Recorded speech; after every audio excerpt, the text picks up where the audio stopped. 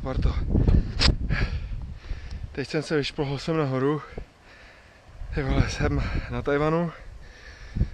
Natáčíme dokumentární film ZAM 5. Je to 5 let ZAMu, takže historický. A teď jsem se vyšplhl tady nahoru, kluci mediální stojí tam dole a pojedu tady takovou upadlou hranku. Jste to viděli. Kluci mediální jsou tamhle taky malinký. Takže bohu zdar. Čau.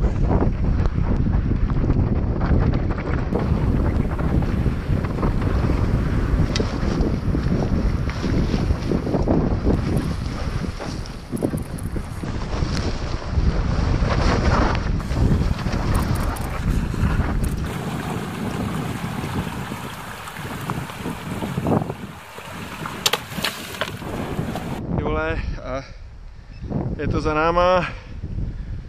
V jednu chvíli mi zalepilo, když se to strašně rozhulákalo.